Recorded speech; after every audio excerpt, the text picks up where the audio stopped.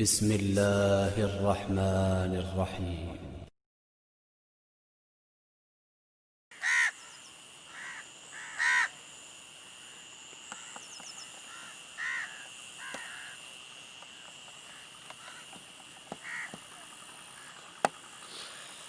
السلام علیکم ورحمۃ اللہ وبرکاتہ۔ پیارے ناظرین، کیسے ہیں؟ امید ہے انشاءاللہ خیر وفیت سے ہوں گے، انشاءاللہ۔ میرے والد محترم کے بارے میں جو پہلی ویڈیو بدھارا کے بارے میں نے آپ کو بتائی تھی، آج ان کی یاد میں دوسری ویڈیو۔ اللہ غریق رحمت کرے والد محترم کو۔ میرے دوست تھے، بڑے پیارے دوست۔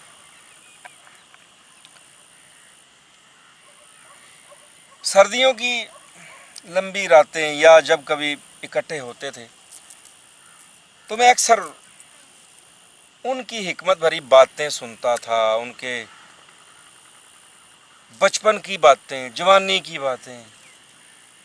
جب وہ سروس کرتے تھے، میں عرض کرتا چلوں، دوسری جنگ عظیم کے غازی تھے۔ پاکستان سن 47 میں جب پاکستان بنا، اس جنگ کے غازی تھے۔ سن 65 کی جب جنگ ہوئی تب بھی غازی بنے، اس جنگ میں بھی الحمدللہ ثم الحمدللہ۔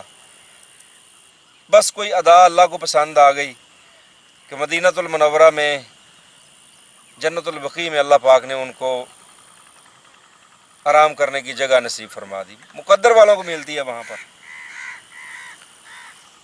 وہ نا اپنی جوانی کی باتوں میں ایک دفعہ انہوں نے مجھے بتایا کہ جب آرمی میں تھے نا تو ہند ایک ہی تھا، یہ پاکستان نہیں بنا تھا ابھی۔ کہتے تھے کہ جنگلات میں جب آرمی کی گاڑیاں لے کے گزرتے تھے، درمیان میں رستہ، دونوں سائڈوں پہ درخت ہوتے تھے مختلف قسم کے، ہرڑ کے درخت۔ جس جگہ پر میں بیٹھا ہوں یہاں تھوڑے سے فاصلے پر ہمارے بابا جی رحمۃ اللہ صاحب ہیں، انہوں نے تقریباً درجن بھر ہرڑ کے درخت لگائے ہوئے ہیں، ان میں سے کچھ باقی رہ گئے ہیں، اور پھل ان کا جب لگتا ہے تو وہ اتنا موٹا، اتنا لمبا ہوتا ہے۔ مجھے وہ گفٹ بھی کرتے ہیں ہر سیزن، 4 5 6 کلو تازہ ہرڑ جو ہے وہ مجھے گفٹ کرتے ہیں الحمدللہ۔ ہاں، تو میں عرض کر رہا تھا کہ والد محترم بیان کرتے ہیں کہ درخت ہوتے تھے آملے کے، ہرڑ کے درخت ہوتے تھے۔ کہتے جب گاڑیاں، آرمی کی گاڑیاں گزرتی تو اتنا پھل لگا ہوتا تھا ان درختوں کو، دونوں سائڈوں پہ ان کی ٹہنیاں جھکی ہوتی تھیں کہ وہ ساتھ لگ کے نیچے تہہ بن جم جائے گا تھے، آدھ فٹ تک۔ اتنا موٹا آملہ، 50 گرام کا بنارسی آملہ جس کو کہتے ہیں، کابلی ہرڑ موٹی موٹی۔ کہتے چونکہ ہم حکمت سیکھی تھی اپنے بزرگوں سے، لوگوں کو تو پتہ نہیں تھا، کہتے میں ایسا کرتا کہ وہ اس میں سے جو تندرست پھل ہوتے ہیں وہ چن لیتا، تو چن کے ان کو میں استعمال کرتا۔ کس انداز سے؟ یہ تب پتہ چل جائے گا جب آپ پوری ویڈیو کو دیکھیں گے، پوری ویڈیو کو۔ یہ کہانی ہے، کہانی۔ اس میں تو ایک سبق یہ ہوگا کہ بزرگوں کے پاس بیٹھنے سے بہت کچھ حاصل ہوتا ہے۔ دوسرے نمبر پر ان کے پاس بیٹھے، ان کی باتیں سنو تو وہ تندرست رہتے ہیں، بیمار نہیں ہوتے، ان کو دوائیوں کی ضرورت نہیں پڑتی۔ یہ اٹل حقیقت ہے۔ پوری ویڈیو دیکھیں، میں اینڈ پہ آپ کو یہ کلیہ بتاؤں گا انشاءاللہ کہ وہ جو آملہ یا ہرڑ ہے اس کا استعمال کس انداز سے کرتے، اور تصویر ساتھ چل رہی ہے، آپ دیکھ رہے ہیں والد محترم کی جوانی کی، ماشاءاللہ کتنے خوبصورت اور کتنے صحت مند تھے۔ اور ان کے جب آخری ایام کی تصویر بھی ساتھ ہی آپ کو انشاءاللہ لگا دی ہے ہم نے، کہ جب یہاں سے پاکستان سے عمرہ کے لیے روانہ ہوئے تو وہ ایک خاص لمحہ تھا جس وقت میں نے وہ سیلفی ان کے ساتھ لے لی۔ تو میں نے پڑھا، ابا جی سامان اٹھائیں، ہم نے کہا کلمہ شہادت، کہنے لگے اشہد ان لا الہ الا اللہ، پورا کلمہ پڑھ کے، اور بزرگ ماں جی کہنے لگے ایک کڑا کم کر دیتا تو۔ میں نے کہا جی کلمہ شہادت ہی پڑھا، کچھ نہیں۔ وہ آخری کلمہ شہادت تھا، اللہ پاک نے اس کے بعد اپنے پاس بلا لیا ان کو الحمدللہ ثم الحمدللہ۔ وہ کہتے کہ ہم وہ آملوں کو اکٹھا کر لیتے، آملے ہرڑ اکٹھے کر کے ایک بڑا سا ٹین ہوتا تھے وہاں، ٹین میں ایک شاپر پولی تھین کا بیگ وہ ڈالتے، بعض دفعہ نہیں بھی ہوتا تھا تو وہ کہتے ہم اس میں ڈال کے اس میں ज़्यादा कोशिश करते कि शक्कर या गुड़ डाल दें उसमें, नहीं तो फिर चीनी डाल के उसमें पानी डाल के उसको सील पैक करके उस धूप में रख देते। 15 दिन के बाद कहते उसमें से ना वो जहाँ से कुछ ढक्कन से सुराख होते हैं ना कनस्तर के, तो वहाँ से कुछ झाग निकलना शुरू हो जाता। मैं समझता अब तैयार हो गया ये मामला। वालिद मोहतरम की 100 साल के करीब उम्र होने के बावजूद उनकी वो जब मैं मालिश करता था उनकी पिंडलियों को, उनकी कमर पर, वो कहते कि साजिद बेटा आज मेरी कमर पर जैतून के तेल की मालिश करो। तो मैं कहता हूँ अल्हम्दुलिल्लाह उनकी कमर के ऊपर हड्डियाँ नज़र नहीं आती, रीढ़ की हड्डी नज़र नहीं आती थी, इतना ही माशाल्लाह तंदुरुस्त थे आखिर उम्र तक। तो उनकी तंदुरुस्ती और जिस्म की मजबूती का जो राज था ना, ये वो राज बयान करने लगा हूँ मैं कि वो कुदरती चीज़ों को तरजीह किस तरह देते।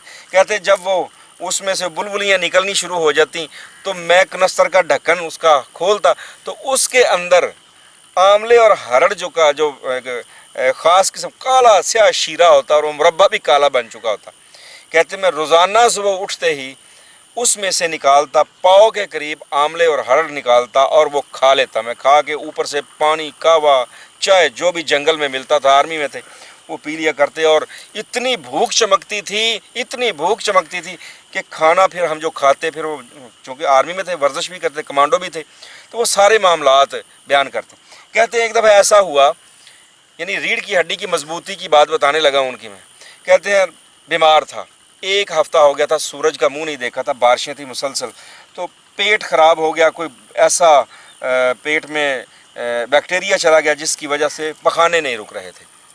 तो कहने लगे मैंने अपनी गन ली साथ, उसको लोड किया, शेर थे उस एरिया में जंगल में, और बैम्बू के दरख्त यानी इसके बांस के दरख्त इतने कदावर थे, इतने कदावर थे कि बंदा ऐसे करके ऊपर से देखता था। कहने लगे वो एक पहाड़ी, छोटी सी पहाड़ी थी, उसके ऊपर वो लैट्रीनें बनी हुई थी। तो मैं वहाँ पर रफ़ा हाजत के लिए गया तो साथ ही मुझे शेर के घराने की आवाज़ आई, साथ वाली, साथ ही दीवार के साथ ही पत्थरों की दीवार बनी हुई थी। कहने लगे मैं जल्दी से उठा, अपनी निकर को टाइट किया और बुल्ट पहले ही गन को मारा हुआ था, मैं निकला, मेरा पाँव फिसला, ऊपर से गिरा। मैं बांस था नीचे, अल्लाह ने ज़िंदगी रखनी थी, बांस के ऊपर मैं अपनी कमर के बल गिरा तो वो बांस पहले ज़मीन को लगा जाके, फिर उसने नीचे से ऊपर फेंका मुझे उसी जगह से आगे जाके, जिस तरह कह ले मंजनीक से कोई पत्थर फेंकते हैं। बीमार भी थे 1 हफ्ते से, और रीढ़ की हड्डी इतनी मजबूत सी थी ये आंवले और हरड़ खा खा के। कहने लगे मैं पाँव के बल गिरा वहाँ पर दोबारा, तो टाइगर के ऊपर, गन के टाइगर के ऊपर मेरी उंगली थी, वो नीचे बट लगा और फायर हुआ, बड़ा ज़ोर से जनाब धड़ल हुई, शेर भाग गया और उधर से आर्मी के नौजवान भी आ गए। तो मुझसे चला नहीं जा रहा था नकाहत की वजह से, तो वो मुझे पकड़ के ले गए। उसके बाद फिर वो अफीसर ने कह दिया कि एक बंदा रफ़ा हाजत के लिए जाया करेगा, दूसरा बंदा उसकी हिफाजत के लिए एज ए बॉडीगार्ड जाया करेगा। ये कहानी आपको महव करने के लिए भी है, और इसमें ये राज की बात है कि आंवला और हरड़ का मुरब्बा अगर उसको नेचुरल हालत में इस्तेमाल किया जाए, यानी ये जो हमारे पास मुरब्बा जात आते हैं इसमें वो वाली कैफियत नहीं होती, इसमें से कह लें 70% उसकी रूह को निकाल लिया जाता है। वो आपके पास फोग सा होता है, लेकिन फिर भी कुछ ना कुछ असरात होते हैं। हरड़ और आंवले का मुरब्बा खाने की वजह से बुज़ुर्गों की हड्डियाँ बहुत मजबूत थीं, रंग सुर्ख और सफ़ेद रहा अल्हम्दुलिल्लाह एंड तक उनका, और बिल्कुल फिट थे। मैं ये भी बताता चलूँ माशाअल्लाह ला कुव्वता इल्ला बिल्लाह, मेरे वालिद मोहतरम ने 3 शादियाँ की थी, 3 शादियाँ थी उनकी, ठीक है, और बिल्कुल तंदुरुस्त थे अल्हम्दुलिल्लाह सुम्मा अल्हम्दुलिल्लाह। आंवला और हरड़ खाने वाला मुरब्बा खाने वाला इंसान, एक तो उसके बाल नहीं गिरते, ये बात ज़हन में रखें, बाल मजबूत होते हैं, बाल लंबे भी होते हैं। उसके बाद उसको कभी भी ये बलगम रेशे की कैफियत पैदा नहीं होती। नंबर 3, उसका निज़ाम इन्हज़ाम बहुत फिट रहता है।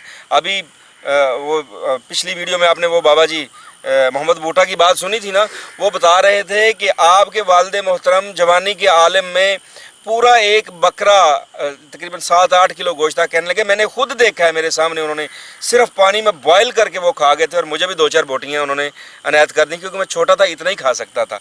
तो कहने लगे वो पूरा बकरा खा गए थे। तो तुम्हारे अब्बा जी मोहतरम अल्लाह अगरी के रहमत करें, वो पावरफुल थे।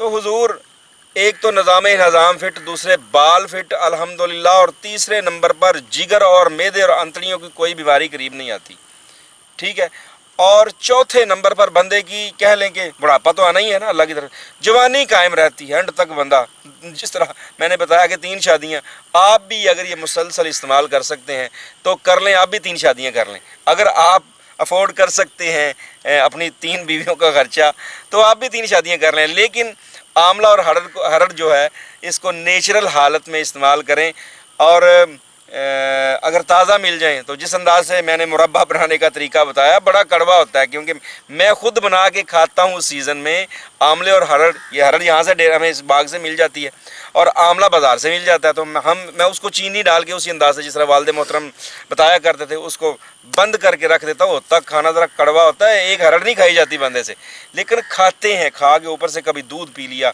کبھی چائے پی لی، کبھی پانی پی لیا، اور اللہ کے احسان سے ہر لحاظ سے فٹ رہتے ہیں۔ تو یہ چند چیزیں تھیں جو میرے والد محترم نے ہمیں کنورٹ کی ہوئی تھیں، ان کے ذاتی تجربات اور بھی بے شمار ہیں، وقت کے ساتھ ساتھ ان کی آرمی کی ایک آدھی کہانی اور ایک آدھا نسخہ آپ کی نظر کرتے رہیں گے، امید ہے انشاءاللہ آپ ہمارے ساتھ رہیں گے، تو نئے آنے والے ویورز کو ہم خوش آمدید کہتے ہیں، دل کی اتھاہ گہرائیوں سے کہتے ہیں، اور ساتھ یہ بھی کہتے ہیں کہ صدقہ جاریہ کے طور پہ ان ویڈیوز کے لنک کو شیئر کریں زیادہ سے زیادہ، تاکہ دوسروں کا بھی بھلا ہو، یہ دوائیوں سے بچ جائیں، اپنے گھریلو کچن میں سے اپنے علاج کر لیں۔